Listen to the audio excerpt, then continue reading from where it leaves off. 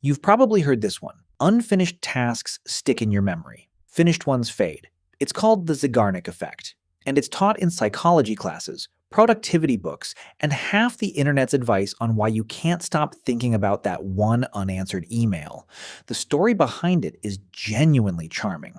In the 1920s, psychologist Kurt Lewin noticed something odd about waiters at a Berlin cafe. They remembered complicated, unpaid orders in vivid detail.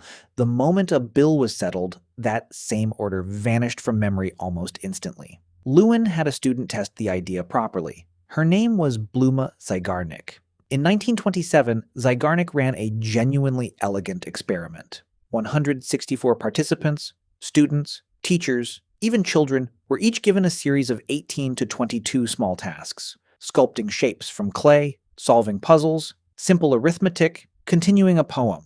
Some tasks participants were allowed to finish, others were interrupted partway through, cut off before completion.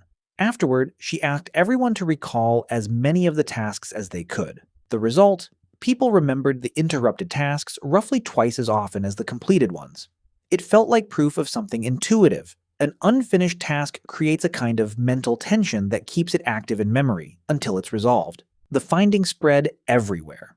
It became one of the most cited effects in popular psychology. Here's the part almost nobody mentions. Almost as soon as other researchers tried to reproduce it, the effect started falling apart.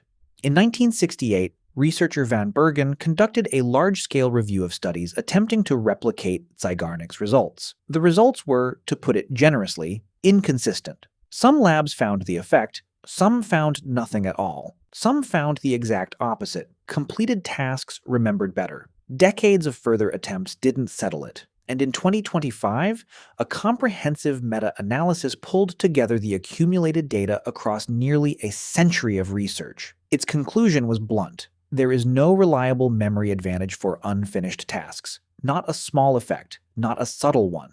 Essentially, no consistent effect at all. The researchers pointed out something telling. Papers questioning the Zeigarnik effect have existed for decades. They just never reached the popular audience the original finding did. An intuitive idea, it turns out, can survive its own disproof for a very long time.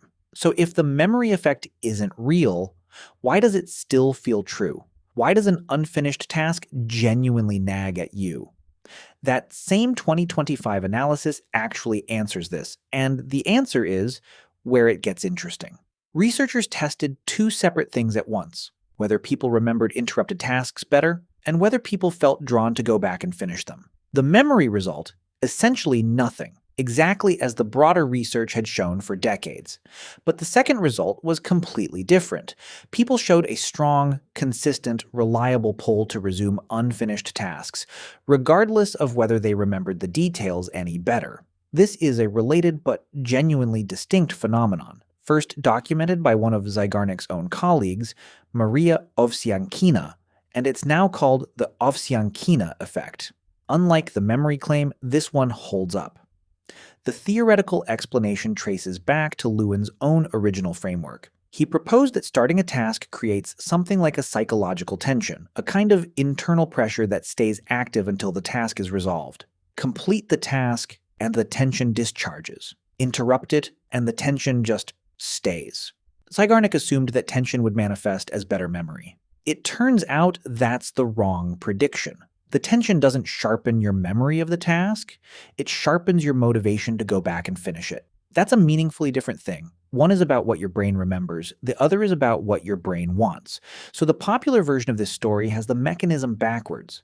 It's not that unfinished business haunts your memory, it's that unfinished business quietly, persistently, pulls at your motivation, whether or not you can recall a single detail about it. That's why the unanswered email doesn't necessarily replay itself in vivid detail. It just sits there, generating a small, low-grade urge to go deal with it, an urge that doesn't fade until the task actually closes.